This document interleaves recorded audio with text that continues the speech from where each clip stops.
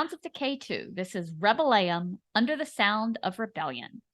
This unjustly obscure trio from Brazil is back with another hellstorming collections of gluttural, blast-heavy oral punishment that has become their calling card.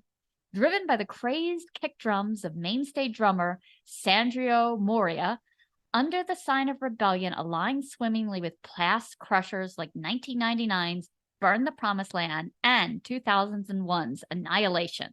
Their second album since the 2015 reformation and their first in 6 years. The new record will not disappoint fans of Rebaellion's run your ass over style of death metal with 11 violent gut punchers, all dwelling in a tidy 3 to 4 minute range for maximum potency.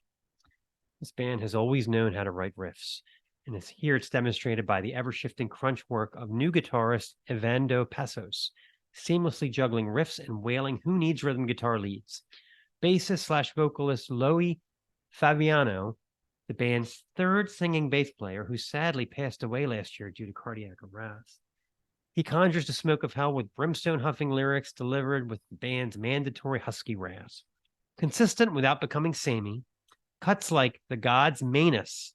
No, not menace, smart guy. Manus, as in a perceived threat or danger. Pay attention, people. Anyway, cuts like The God's Manus deftly soar through tasty riff changes in the vein of Prime Deicide. Hard to pick a favorite, but the nod would probably have to go to Light Eater for its fiendish transitions from heads down, mid-pace to all-out blast and back again.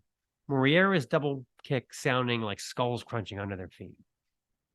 Great to see these guys back with a return to form, even if it's under somewhat tragic circumstances. Here's to hoping they can get the lineup stabilized and continue with the punishment.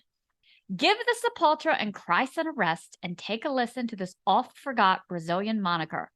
Long live Rebaelliun. Right. This is the God's Menace. Oh, this is the God's Manus. This is the Snaggletooth Extreme Metal Podcast.